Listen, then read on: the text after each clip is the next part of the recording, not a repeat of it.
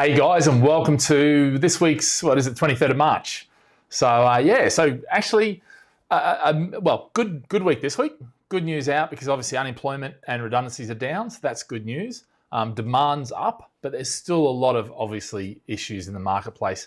And a lot of it actually comes down to the government not making decisions and the government putting in new rules and a whole range of things. So that's pretty much the subject today. There's not really a lot of else news. We may get the tax day. It's 23rd of March has been dubbed tax day. So we may get some news coming in. I've got my mobile phone here so the guys can monitor it for me if anything comes out.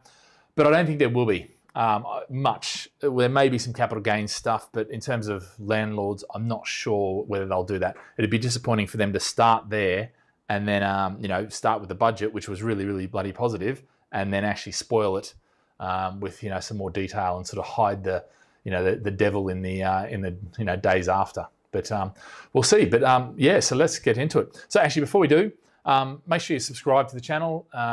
Coming here every week now on Tuesday, obviously. And basically, so we'll every Tuesday, same time, 12:30. It's just the kids they get off early, so I want to spend time with them rather than having a plan for the live stream. So look, guys, we'll get into it. But make sure you subscribe. Ask any questions you've got. Put into the chat and I'll be happy to answer them. Okay, cool guys. So let me move over there so I'm in the center of the frame. So unemployment basically has dropped from 5.1 down to 5%. Okay, which actually I'm surprised that it's dropped. I mean, I'm surprised and not surprised. Actually, things have been doing pretty damn well. And as we sort of go through today, I'll sort of talk you through some of the amazing things in terms of sales that are being made where we're actually getting over asking price offers and things like that. So there's a lot of confidence out there, and that's what the budget did. And obviously the handling of the entire crisis, as well as the COVID coming to the end, it's looking pretty good there, and it still is looking pretty good. So we'll see what happens with this tax day and if there is anything introduced. If there's nothing introduced, I think that we're in for a bloody good thing, good year. But the other side of it is the redundancies. They've dropped as well. So they're at 12.3 per thousand. They've dropped to 11 per thousand. Now, obviously, there's some stability now. And because there's been some stability put out, business owners don't have to make decisions, in just in case. The problem was they were leaving things to the last minute. And actually, that 12.3, I think, could have been a lot less had they made decisions earlier. Okay, so that's one of the things that I think this government, they leave their decisions far too late from every perspective, So, and I think really that's that's one of the big things that I look at a lot is I just wish they'd bloody plan things out. But what do you expect from these guys? Their self-interest and lobbying, things like that really affect the marketplace, and they just don't get that. So they need to make decisions, clear plan, like they did with COVID. I mean, look at what happened as soon as they did that. There was certainty, businesses were able to plan, they were able to make decisions, and what's happened? Unemployment has come down, redundancies have come down. So bloody good news all around, So that's been quite good. Hey mate, how are you? He's just asked questions saying, what's your view on the strength of GB versus SGD? Well, actually, to be fair, I earn a lot of my income in pounds.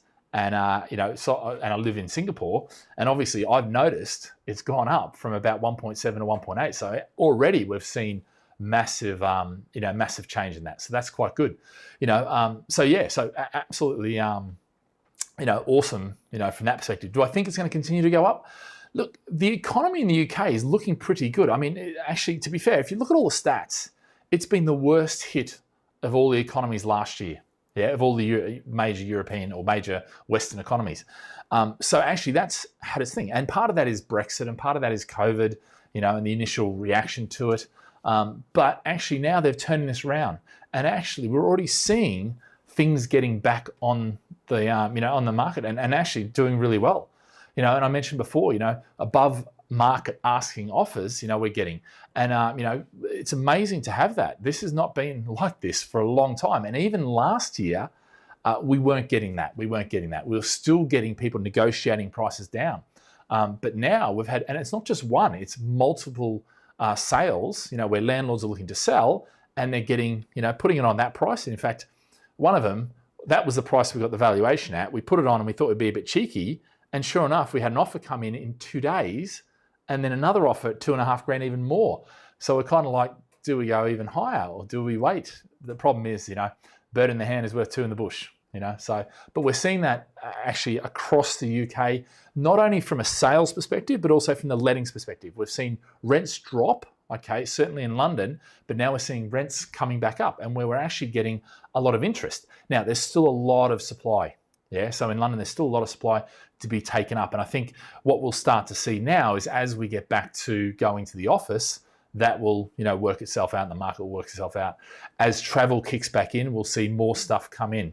So yeah, so that's quite good.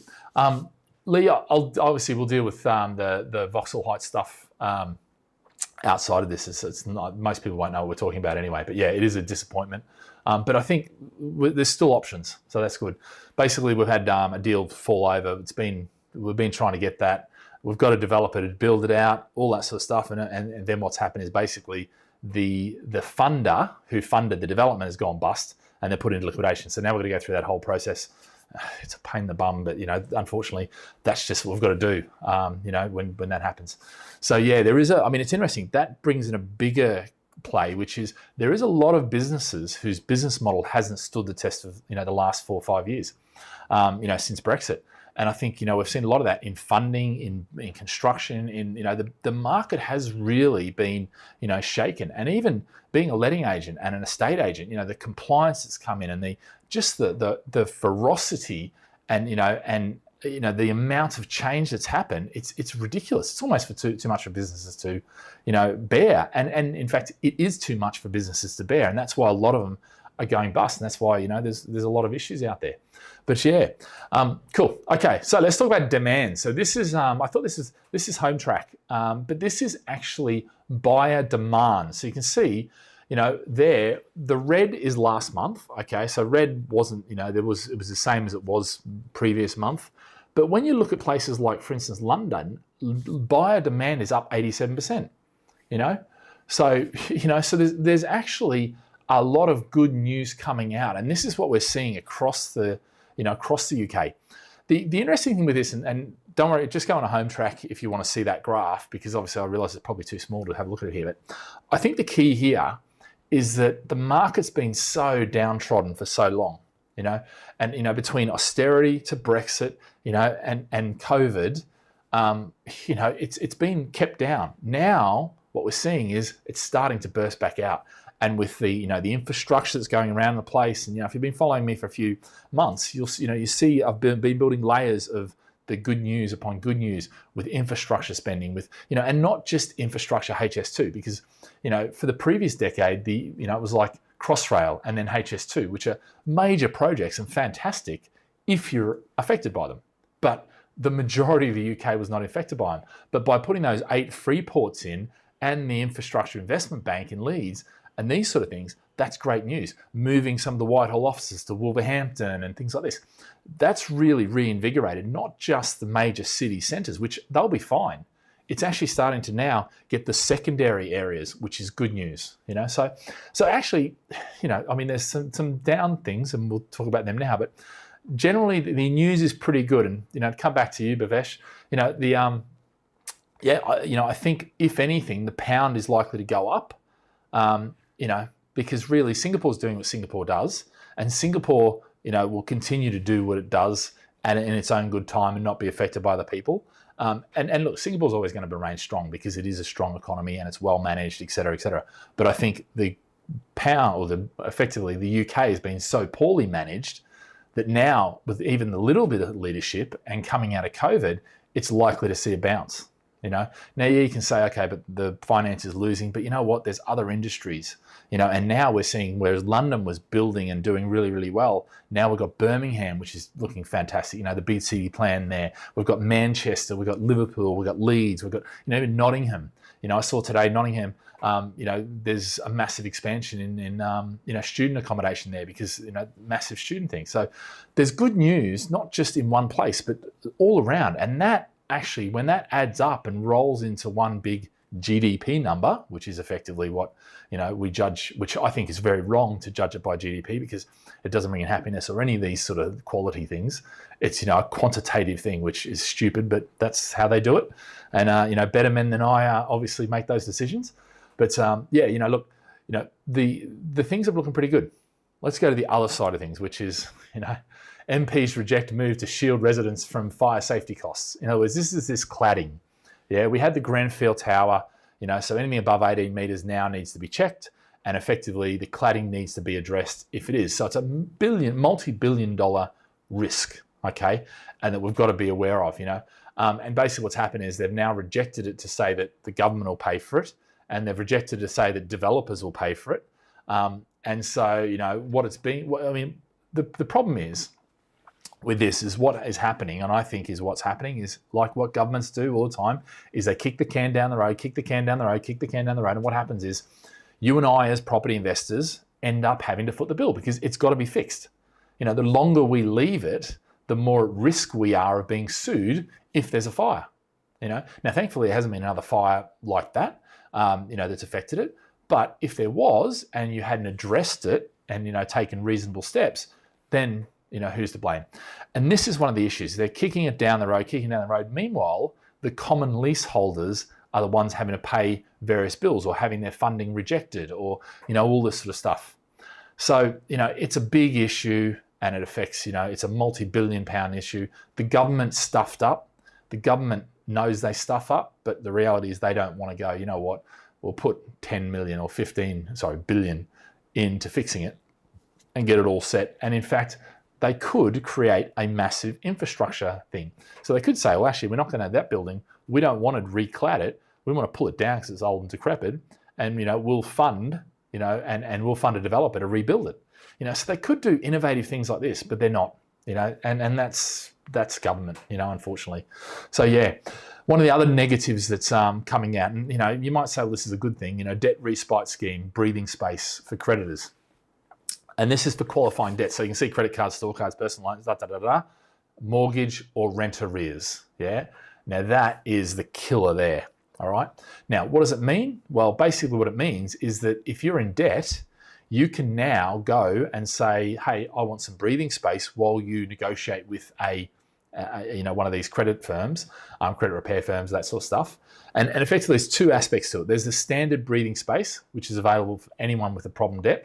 Okay, so all you need to do is go to a creditor action guys, and you've got 60 days to sort that out, where you can't be chased, you can't be nothing, and it just sits there, and effectively the debt stays, yeah? Freezing most interest and charges for that debt. So in other words, now, not only are we providing 14 days free credit to tenants, because if they pay their rent within 14 days, we can't charge them anything, interest-free loan to them, yep, no problems whatsoever. That's what the government's decided we need to do, as landlords. Friggin' ridiculous, but, now they can, after that, they could go and they could basically at another 60 days. Now, 60 days is only once per year, all right? But now we're at 74 days where effectively you can't do anything. You've got no recourse. And that, for me, that's a real problem. It's, this is the problem is they're bending over backwards to help all these people, and meanwhile, it's not the government the government's making these decisions, but they're not taking the responsibility. They're saying, oh, no, you can take the responsibility. And that's a problem. Now, the one that really is going to sting really bad if it's abused, which no doubt it will be.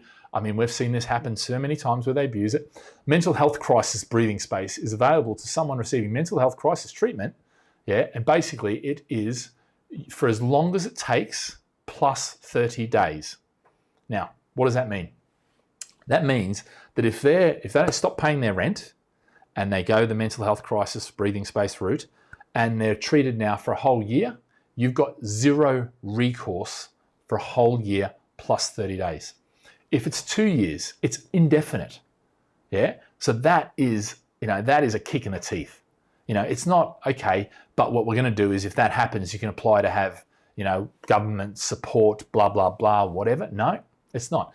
Now, importantly, it's not actually getting rid of the debt. It's stopping the debt. I'm putting it on hold. All right.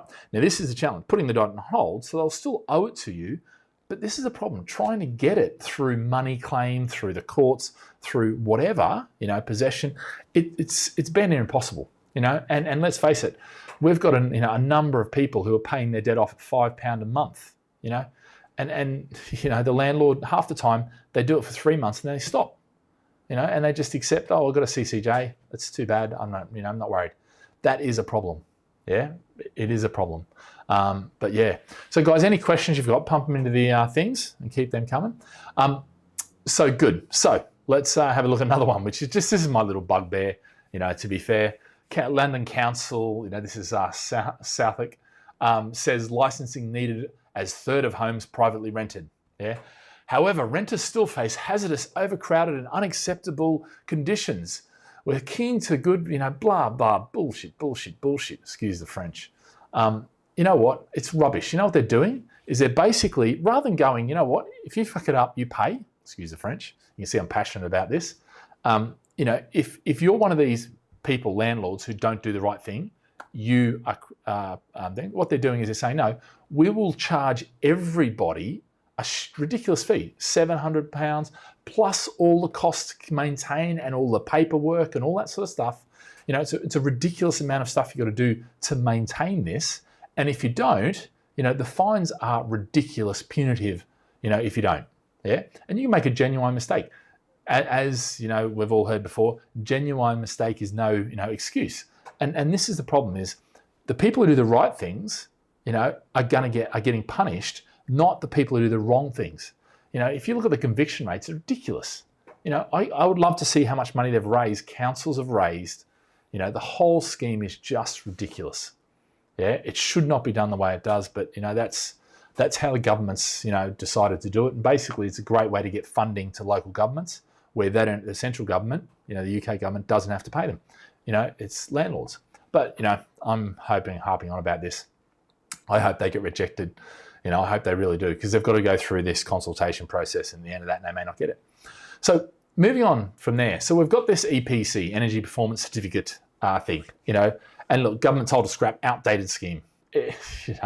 We have this thing. Does anyone actually read it? Does anyone do with it? We've got to give it to the people before they move in. It's ridiculousness. And what it is about is about the government wanting to have this net zero by 2050, which, by the way, I love, and I think we 100% have to do that. Yeah, I think we've got to start putting green as a priority. But do I think getting a piece of paper, is the way to do it? No, I don't necessarily think. I think it's a massive administrative burden, and really having a piece of paper is more about them being able to report progress as opposed to getting actual progress. And I think the real thing that we should be doing is not necessarily looking at getting a certificate, but we should be looking at how we get all houses, not just the new ones, to net zero. So they're sustainable, they're all that sort of stuff. And if they're not sustainable, then how do we make them that way? There's plenty of things we can do. That money that we spend on certificates and sending, people out to fix things up and do things, that could be actually spent, getting the standards up. But anyway, that's my little take on that. The other side is the EICRs, and many of you may have heard this. New safety laws, 30,000 fines for landlords kick in. Now, this actually kicked in for new tenancies back. I think it was last March. I think it was July. Sorry, it was from 1st of July last year. It kicked in, but from existing tenancies is from April. Yeah, so you've got to have what's called an EICR, an electrical installation condition report, EICR, okay?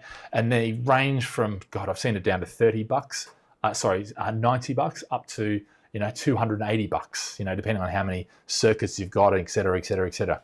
But the reality is, even with this, they've put a hard deadline on it. And the problem right now is that trying to get EICRs done, it's a massive windfall for the industry in terms of the amount of work that's being generated is phenomenal, But I think they should have done it in a totally different way. And what I think they'll end up doing when they realise that not everyone's going to meet that date, because they cannot, it's virtually impossible to get people to do it now. And even, we went to instruct somebody who was going to be, I think, 150, 180 or something. And then when it come back, he said, no, it's 240, and it was like, what? No, You know, that's what we negotiated. Doesn't matter, you know, so because he's got so much work on. So he was literally just put his price up. You know, it's that price gouging that the government has created by making stupid decisions that just don't make sense. Yeah. By, you know, loading one date, this is the date that it all has to be done by, of course. And you know what, if they had allowed 6 months and said, look, if you do it that date, it starts that date, you know, then that would have been fine. Or, you know, it's for 5.5 years or something, you know. They should have done it a lot different, but they didn't. Cool, guys. Just keeping with the green theme. Yeah. Interesting, you know. First modular eco homes to rent delivered to Newtown. Yeah, so this is 406, you know, North Stowe. Now, this is in Cambridgeshire. Now, the interesting thing with this, and I think we're going to see a lot more of this, okay, where effectively we're going to see this sort of stuff coming out. Number one is modular, yeah, stuff being built on site, shipped on site. You know, one of our partners, Barclay Homes, they have a whole factory that builds off-site and ships the stuff on-site. You know, the number of times, and I've done a few videos on this where, you know, they literally have a semi-trailer that rocks up to site. They have a crane that picks the thing up and slots it in, and then they put the fitters in to, you know, do it all together, and they just have a semi-trailer after semi-trailer. That's the sort of stuff that's happening now. Yeah, it's eco-friendly, it's built off-site, so, you know, it doesn't take as long. It's, you know, now, whereas the modular used to be super expensive, and the old way, which was having, you know, trades on site and doing everything on site, what's happened now is it's sort of got to the point where it's, you know, give or take this or that. So we're going to see a lot more of this modular, built off site, eco-friendly, you know, all that sort of stuff coming out now. So watch out for it, because, you know, the good thing is most of the materials that are being used, the technology that's being used, all this is energy efficient and is heading towards that net zero by 2050. You know, and as a society, that's where we need to be. We have to get there. You know, as much as you might not believe all that, you know, you just got to go scuba diving on the bottom of the ocean and see the damage that's been done. You know, I remember scuba diving 25 years ago, you know, and now it's very different. You know, that's just the bottom of the ocean, but you can see it everywhere around us. But yeah, so I'm going to just check my phone, guys, and see if there's anything. No, doesn't look like there's anything coming out. Yeah, no. So there's nothing come out about tax day yet. I had the tax day here. What it could mean for the property sector? Well, to be fair, I don't think it's going to mean much to the property sector. I hope, yeah? And when I say I hope that they don't spoil the budget, yeah? They set a really good platform with which to grow from. I think, you know, yes, they've got to get, you know, they've got to increase tax revenue and things like that, but I think they should put that off till next year. I think this year, just let it lay, let the market correct, get that unemployment and the redundancies and all this sort of stuff down, you know, and working from there. And I think, you know, if they do that, actually we're set up really for really good next 10 years. And I think that is what we really need, because we lost 10 years. You know, as property investors, it's been disappointing for anything but our London property and maybe our Manchester and Birmingham and a few other places around the place.